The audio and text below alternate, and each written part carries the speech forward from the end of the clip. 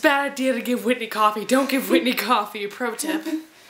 My friend Hannah is in the house and she's going through all the funny pictures on my phone, so if you hear giggling from off in that region, it's Hannah. Back to what I was talking about. Today I'm doing a video about my top 5 favorite standalone novels, and of course, we have a weekend, I have time to film, I'm very energetic, not run down by schoolwork, and it's gonna rain! Rain, I love you, but not when I'm trying to film. Anywho, I'm gonna talk about, like I just said, the 5 top books that I like that aren't in a series, or they might be in a series, but I'm gonna pretend they're not because I don't want them to be in a series. Yeah, you understand. Okay, first book I'm gonna talk about, I'm gonna get it out of the way because I swear everyone and their mother literally have read this book.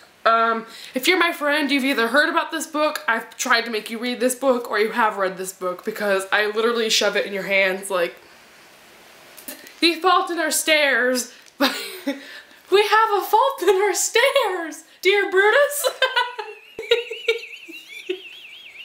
What if they just pushed Caesar down the stairs instead of stabbing him?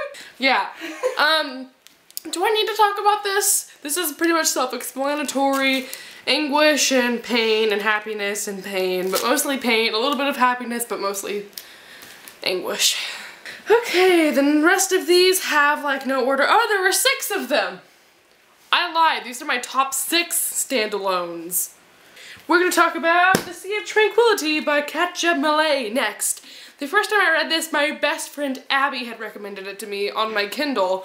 Or I don't have a Kindle, I had the Kindle app at the time, which I still have, but it's a long story, I'll shut up. Yeah, I read this back when like nobody knew about it, and I loved it. I think it was like 2 years ago at this point, and it was just so good, but it was only on my Kindle, so I kept forgetting it existed, and so when it finally came out in paperback this summer, I was like, whee! And I really need to reread it because it's been so long, and I remember what happens, but I don't really remember what happens. You feel me? What you doing over there? Are you being naughty? Do I need to spank you? Okay, the next book that I love that I need to buy in hardback because this paperback annoys me to no end. The Host by Stephanie Meyer. I know, you're gonna be like, Whitney, that's not a standalone! It's a standalone. It needs to remain a standalone. I don't care that she's writing The Seeker. It's a standalone, okay? I loved this book. I read it whenever I found out the movie was coming up. Actually, I had known about this for a while because as a 12-year-old, I was that one really annoying preteen that was all Twilight! So I heard of this book because of obviously Stephanie Meyer, so I'd known about it for a while and never really knew what it was about. So whenever the movie was coming out, I was like, cool, Stephanie Meyer, hot guy, Stephanie Meyer, let's do it. And that was in December? Somewhere along the timeline of last year.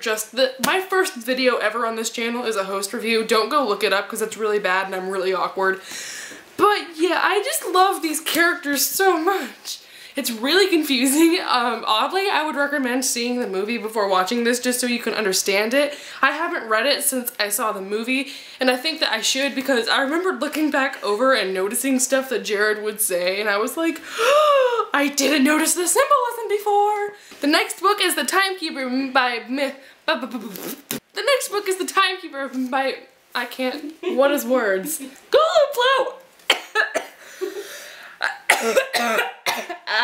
Ow. I'm choking on air. Natural selection is trying to tell me something. Next book is The Timekeeper by Mitch Albom. I just choked my face out and now I'm talking really weird. Half the reason I'm recommending this is because I got a 100 on a book report about this, so it's like my good luck charm of a book, but it's still really good. Really good book. Love this book so much. This was also a review I did, was one of my first videos, and that's also even worse than my Host review, so again, would not recommend that you go and look it up. But I just thought this book was so heartwarming and amazing, and stop giggling, you're interrupting my video! I think this book is really applicable to like any age genre because it's like really relatable in a weird way because it's like a magician time traveler that's narrating it. No, I lied.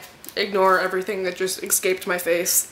Yeah, I don't know what to say other than this book is really like not necessarily life-changing, but it's definitely a thinker and I loved it and you should read it so that you can love it also. Definitely, even for like people who don't like this type of book, it's tiny. It's like, what, 150 pages? Yeah, like 200 pages. Just do it. Just do it. The next book is Every Day of Our Lives. Wanna find you there, wanna hold on tight. Look me in the eyes and tell me that's not what runs through your head every time you think of this book. This is a book by David Levithan. And it was the first David Levithan book I'd ever read, and I love it so much. When I first started reading, I had found this on Amazon. I thought the description was totally fun and different, and I just was really interested in it for reasons I couldn't place. But now that I have it, and I've actually haven't read this for like 2 years because that's when I first got it, so it's just, it has clouds on the inside. Look, it has clouds. I didn't notice that. I've talked about this book several times and I think it's just so good, really unique. I've never read anything like this and I think David Levithan is just a genius. And the last book is a book that I'm gonna get judged on if you haven't read it, and if you have and you're gonna kind of maybe sob a little bit. Yeah, The Last Song by Nicholas Sparks. If you've been with me for a while, you understand my love-hate relationship with Nicholas Sparks. I kind of hate Nicholas Sparks, then I kind of don't. The only books I've read by Nicholas Sparks are the ones that are his huge movies, so things like The Notebook and this book and The Lucky One, Dear John, so all of those, and I just don't like them because I feel like they're all the same plot and they're all really boring characters. However, I cried so hard. I'm gonna be completely honest, and I cried harder reading this than I did in The Fault in Our Stars. And that's saying something. I think for one, this is bigger, so that might be the reason I cried longer reading this one, but I have a distinct memory of me on my couch downstairs reading this, sobbing, and my dad walks in and is like, hey, what do you want for dinner? Are you okay? And I was just like, I can't right now, Dad. And it's just so moving, and I know you've probably heard what happens. You've probably seen the movie. Liam Hemsworth is in the movie, so if you like what's his name? Liam Hemsworth, you would like that movie. I love this book. I don't like Nicholas Sparks, so the writing's a little bit weird, but oh my goodness gracious. This was so touching. Oh my gosh, the ending is so much better than it was in the movie.